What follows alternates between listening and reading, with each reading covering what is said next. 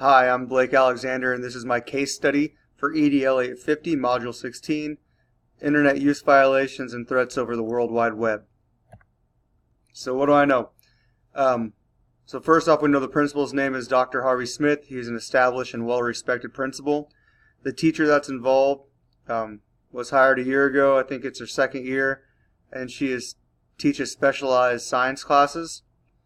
We also know that Dr. Smith has received complaints about Miss Tate, and he's given her suggestions to help her with rapport in the classroom, and also with how she grades, and she has dismissed those suggestions and has not implemented them. Where is this taking place? At Slattery-Sino High School. It's an affluent area of a large city, and families have secure financial needs. About the incident, Miss Tate received a vulgar message through email. She got an email that led her to a Facebook page where people were talking about her and about her teaching. And the last message she deemed threatening. It said, "Who wants Miss Tate to disappear?" So right away she called Dr. Smith and let him know that she was worried about the situation and was scared for her safety. What do I need to know? We need to know if there's a real threat to Miss Tate's life. We need to know if law enforcement should be contacted. We need to know who created the Facebook page, students or parents, who committed or participated in the page, who sent Miss Tate the email, can the email or Facebook page be traced, and is William Hall a legitimate suspect? That is who Miss Tate thought could be a suspect from just how he is in class and her knowing him. And what are the school's policies on cyber issues? So identifying the problem. So first, the first problem is that there was a comment made that she deemed threatening. So the first thing would be to figure out if that comment is actually a threat or not. Second problem is the creation of a Facebook page. It is most likely a violation of school internet policy. And third, Miss Tate is not well liked by the students and parents, and she also disregarded the recommendations of her established principal. And so the plan of action. The first thing I would do is gather all the information that I could. Secondly, I would talk to possible people that were possibly involved in it once you get those names. And third, I would develop a plan to avoid situations like this in the future. So the first part of the plan, gathering information. The first strategy, I would talk with the technology department. I would see if they could find out who sent the email or who was participating in the Facebook posts. On Facebook, I would think that you'd at least be able to get a few people's names if they commented on there. Strategy 2 would be to discuss other possible suspects with Miss Tate. I know she mentioned William Hall. And then thirdly, I would inform staff that there has been an issue while protecting the privacy of Miss Tate and the Facebook page, and I would just ask them if they hear anything more about the topic or hear students talking about it, that they would come forward and help provide information on it. So the second part of the plan would be to talk to the individuals involved. So the first thing, if you saw somebody who was on that page or you got a name from the technology department, it would be to try to find out, who sent the email, who created the page, who made the threatening comment. So those are things that you could find out once you find one person that gets involved.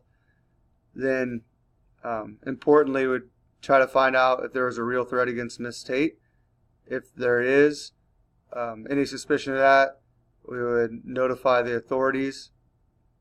And then strategy 3 would be to notify the parents of the students involved and hand out consequences for according to board policies. And then 3 would be to develop a plan for the future so something like this doesn't happen again. So first I would talk to Miss Tate and check on her well-being and check on her state of mind, make sure she's okay. Then I would inform her on the situation, whether we've found them and it's been taken care of, or how it's going. And then I would develop an outline plan that she would have to follow to improve her instruction in the classroom. The second strategy would be to educate students on internet use policy, digital citizenship, and cyberbullying. Obviously, if this is happening to a teacher, it's pretty likely that this isn't the first time that these people have done this. And then strategy 3 would be follow up with Miss Tate later on down the road through evaluations and encouragement and just making sure that she's improving. And I could also set her up with a mentor to help her handle her classroom better. And through those evaluation stuff, if she's not improving or willing to work to improve on some of the things that the principal has asked her to improve on, it could lead to different types of reprimands down the road.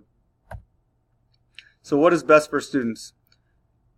It's best for students to resolve the case and hand out fair consequences. No matter the situation with Miss Tate or how she is in the classroom, the students need to know that this is not okay and they need to have proper consequences for it. Educate the students on proper internet use and digital citizenship so that they don't make mistakes like this again. And then improve the education provided by Miss Tate through a strategic plan and evaluation. So resolution. Resolution would come with finding out who made the comments on Facebook and informing Miss Tate that she is safe and the situation has been handled according to board policy. Based on promoting the academic success and personal well-being of every student, Miss Tate's instruction and rapport needs to be improved. And some data of that, some evidence, is that there have been parent complaints.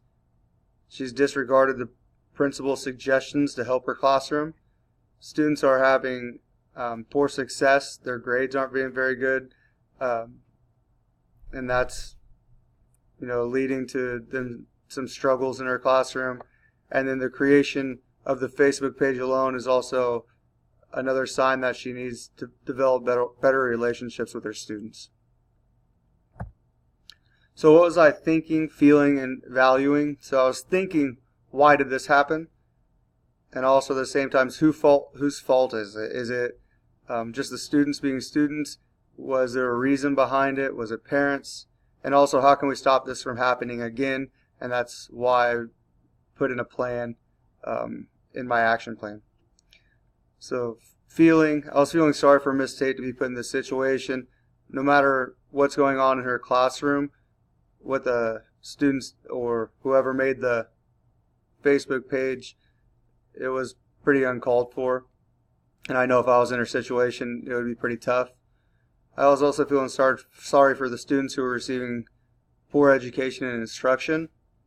And I was disappointed in the actions of the students. So what was I valuing? I was valuing my classroom management and rapport with my students. I feel like I have a pretty good relationship, and I know if I was in this situation, I'd be pretty hurt. I was also valuing that I have not been a victim of a situation like this. And then it also makes me value good teachers and good instruction because it helps keep a situation from like this from happening. So what issues are still unresolved or open to further investigation?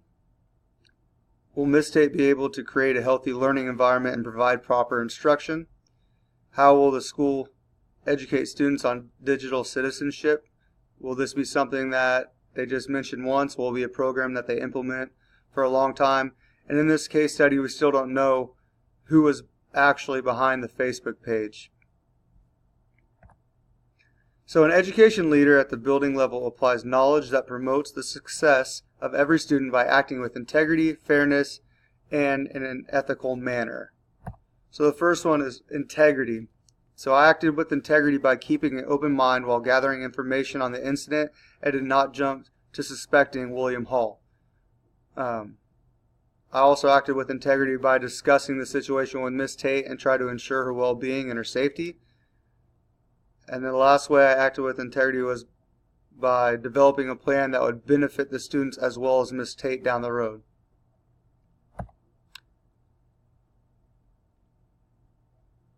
Okay, so I acted with fairness by investigating the situation without jumping to conclusions, referring to board policies on internet use and cyberbullying, and addressing the problem in Miss Tate's classroom. I feel like addressing the problem in Miss Tate's classroom is fair because it also helps the students, so it's not completely one side to blame. What they did was uncalled for and way out of line, but at the same time there's an underlying problem that we could help resolve. And the last one, acting in an ethical manner. I feel like I acted in an ethical manner by ensuring Miss Tate's safety and trying to resolve the issue, looking at the root of the problem and not just the one incident, and keeping in mind the best interests of not only Miss Tate but also the students, and developing a plan to keep this from happening in the future. And that is my presentation. Thank you.